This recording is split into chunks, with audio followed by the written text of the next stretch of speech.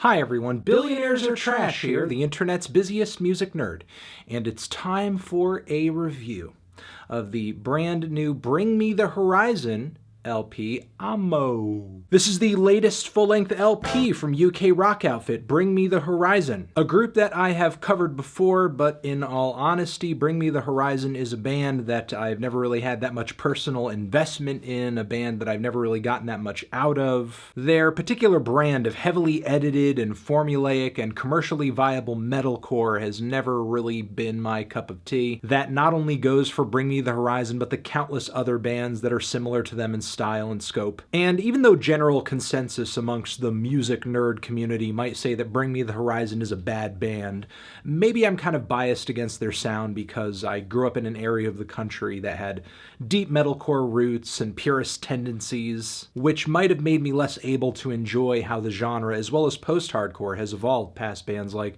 Fugazi and Converge and Botch and Integrity and Earth Crisis, all the New York hardcore and beatdown hardcore bands, Hatebreed. And while part of me does miss those days, maybe being entirely dismissive toward any of the new stuff isn't the right approach either, something I'm slowly beginning to realize after watching many a Finn McKinty video. Punk Rock MBA, check him out. Because a lot of his work has reminded me just how versatile the metalcore scene has been post my interest in it. Once, of course, you've stripped away all the terrible, trendy, scene-stirring MySpace core crap. And of course, metalcore is not unique in its creative shortcomings over the years. The indie rock that I quickly latched onto in the 2000s is in the middle of its own artistic and identity crisis as of late. Still, though, I'm not trying to say that Bring Me the Horizon is this all-around great band that I'm just now realizing I like. For me, Sempiternal is still very much a hard pass, but the group's 2010 record, There's a Hell, actually has some pretty fantastic and cathartic moments on it. And maybe I should have paid closer attention to the band's last full-length LP, where they made the surprising turn toward pop rock and alt metal. A record that kind of left me scratching my head because I was confused as to why any new rock group would want to bring back the sounds they were toying with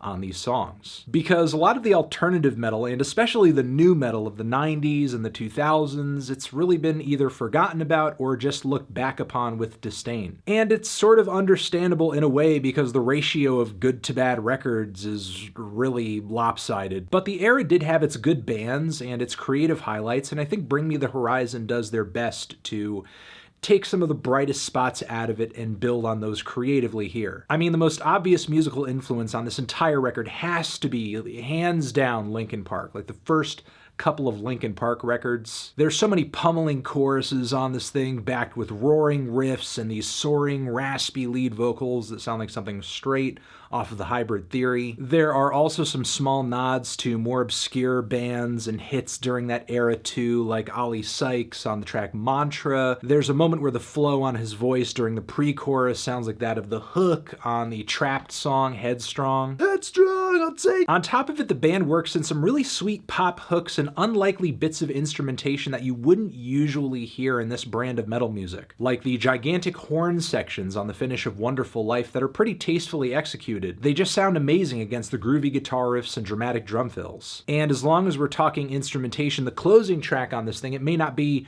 one of my favorite cuts on the entire record, but the string sections worked into that are pretty tastefully executed too. And I'm also pretty surprised that the lyrics and the song topics on this record aren't nearly as vapid as one might expect them to be in this style of music. To go back to the song Mantra, as a single, it was actually pretty cool to hear these really distinct themes of belief and lies and truth and religion and cult-like behavior being worked pretty boldly into the song and the music video as well. My interest also peaked on the lyrics of the song Nihilist Blues, which is also pretty standout thanks to its really shrill, aggressive, shoegazy electronic instrumental that sounds like a throwback to the first two Crystal Castles records. Not only that, but Grimes actually appears on the song, which is one of many very unlikely crossovers on this album. I want to emphasize that Bring Me the Horizon, they're not just putting together a novelty metal record that brings in a bit of pop, a bit of electronic music. No, I mean, there are some features and some genre crossovers on this thing that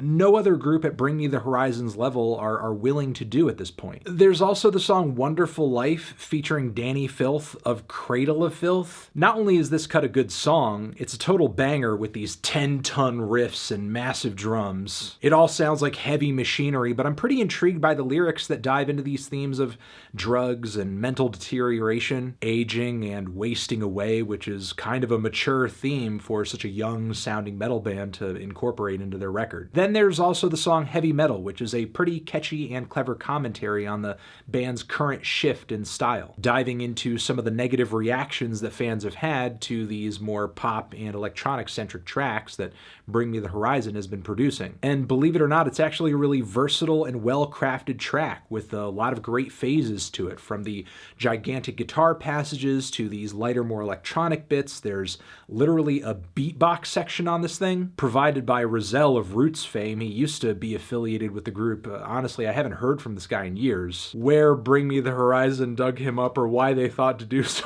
I'm not really sure, but I'm glad they did because it's a really cool section of the track. Again, the crossovers on this record are insane and not super tacky and not just brought into the fold for the purpose of appealing to a wider audience like, I don't know, looking at you, new Tom Morello record, you pile of garbage, you. Tracks like In the Dark and Medicine, while they may not have some of the bells and whistles and weird stylistic turns that other cuts on here do, they do show that the band can pull together some very infectious and heavy anthemic pieces of pop rock, even if I do think the lyrics on the latter of those two cuts are kind of corny, like this person being a gray cloud on your life and you're being mistreated, so now you're going to give them a taste of their own medicine. Get ready, you might feel a pinch, it's going to be like a shot, like I'm giving you a shot, I'm a doctor, you're gonna take the medicine. Even though I do have a lot of praise for this album so far, there of course are some low points in the track list or moments that just don't really move me all that much, like the kind of bland and melodramatic intro track. Sugar, Honey, and Iced Tea easily has the most obnoxious hook on the entire record, even though I do love the heavy, sinister instrumentation hanging in the background.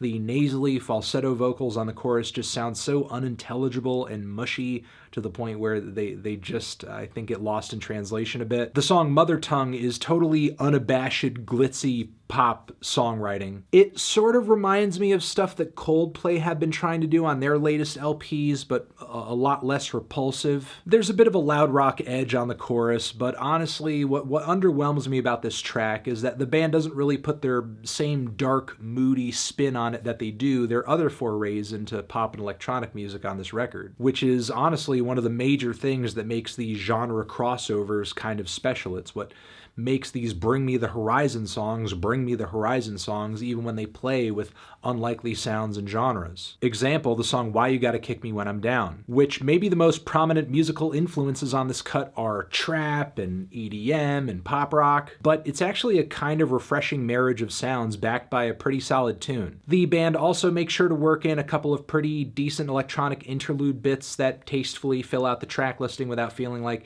filler or like they shouldn't be there. I think the record has a pretty decent flow despite the handful of cuts that I don't care for quite as much. The whole thing is consistently anthemic and heavy and luscious. And even though I do think in a sense this band still is not truly my cup of tea, I did come away from this thing very impressed by how adventurous it was, how many risks the band took on this record, how many of those risks panned out really well, the songwriting quality, and the maturity that they show on some of these cuts. Their ability to craft one of their most commercially appealing records yet while also dishing out these heavy, exciting blends of metal and pop and electronic music. I'm feeling a strong 6 to a light 7 on this thing. Tran. Zishin, have you given this album a listen? Did you love it? Did you hate it? What would you rate it? You're the best, you're the best. What should I review next? Hit the like if you like. Please subscribe and please don't cry. Hit the bell as well. Over here next to my head is another video that you can check out. Hit that up or the link to subscribe to the channel. Anthony Fantano.